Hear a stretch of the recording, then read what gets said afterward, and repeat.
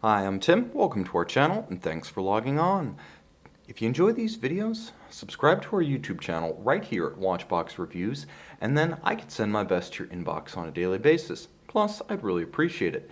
If you like our watches, you can purchase them on thewatchbox.com. Buy, trade, and sell luxury watches 24 hours a day and globally on thewatchbox.com.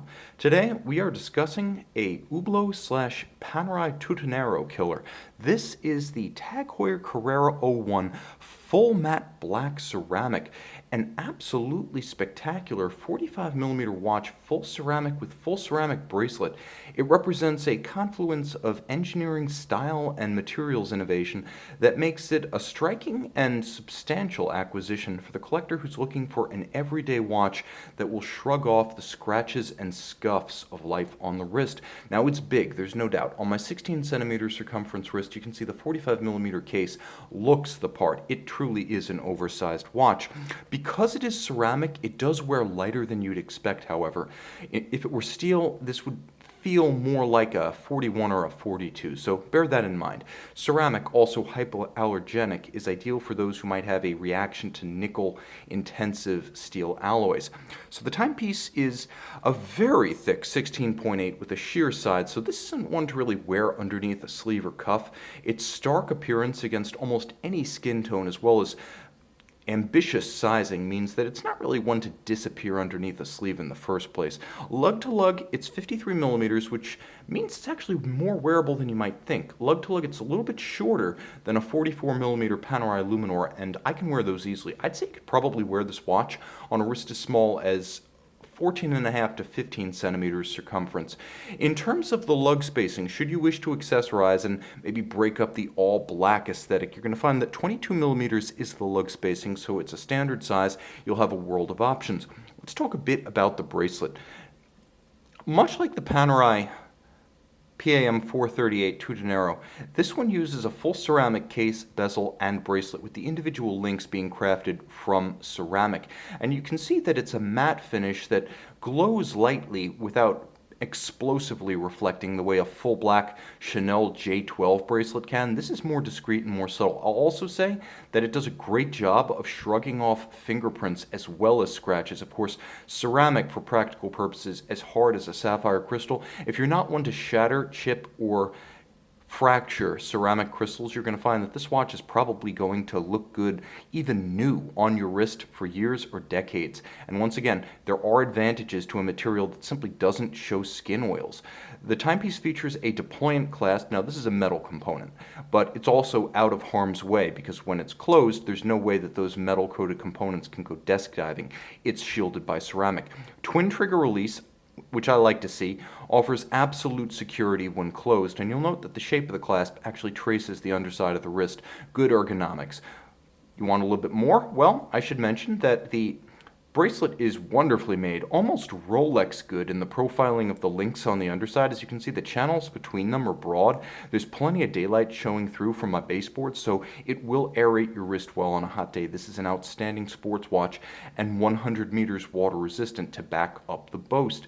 The case is of matte finish, which I like because polish here would be overwhelming given the case size and the tone. There is a step to the lugs. They are Carrera style lugs, strong, sharp, geometric, and as defined as ever by their creases. You'll also note that the ends are perhaps more complex than you would have imagined, with multiple angled facets to add a bit more character and complexity. The step between lug and case band helps to break up the monolithic mass of the material so it doesn't look like the monolith from 2001. Nor does it entirely look like its brethren from Zenith and Hublot, although the family resemblance is strong. Outboard a tachymeter scale with units left to your devices so you can time and gauge the speed of an object over a standing mile or kilometer at your discretion. Chronograph operation, triple register. You have chronograph seconds, minutes, and hours, and you will notice that there is a contrast between the registers for chronograph functions, minutes and hours, and the constant seconds indication at 9 o'clock, which is rather muted and downplayed. There will be a loom shot at the end, so stay tuned for that.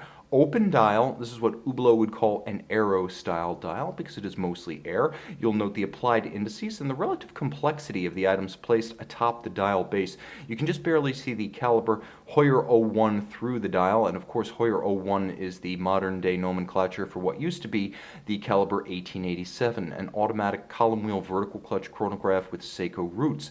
Now jumping over to the 3 o'clock side, you can see the TAG Heuer script as well as a very discreet date window, and you'll note it is a circumferential skeletonized date wheel. The crown is a push-down unit, and it is rubber-coated for easy grip. Nevertheless, 100-meter water resistance. Pull the crown, stop the balance, hack the seconds. It is a contemporary caliber in that respect. Moreover, it does feature a quick set for the date, so though the date is discrete, it is quickly and easily adjustable should need be. Because it is a vertical clutch system, it has a smooth engagement to the chronograph seconds hand, and you can simply leave it running continuously. So there's no additional wear and tear on the movement as you operate the chronograph. If you like your chronograph running full-time for whatever reason, you don't like to read sub-seconds, this one, thanks to the vertical clutch, gives you the flexibility to just leave the mechanism in play. You can see on the case back that, get a little bit closer first of all and get this all in focus. Give ourselves some more light. The caliber itself is nicely made and simple. Blackened rotor, silver, gold, violet, red, and black tones visible across the caliber. You can see the column wheel mechanism, so the crisp function selector, that red and silver column wheel,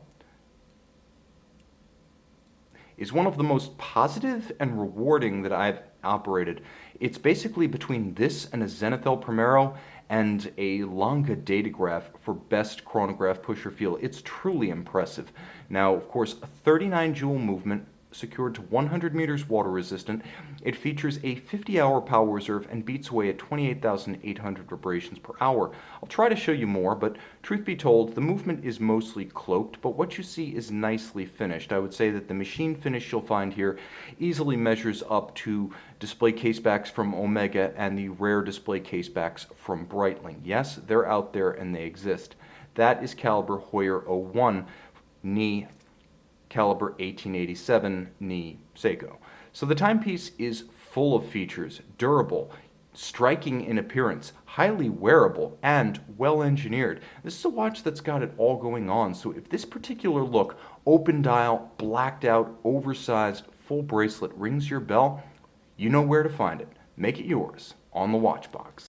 And we're back with the TAG Heuer 01 matte black full ceramic. As you can see, 2 different types of lume used, a lighter color on the hour and minute hands so that you can read them easily regardless. The indices themselves with black luminova more muted, but it is a functional sports watch day or night. See it on the watch box.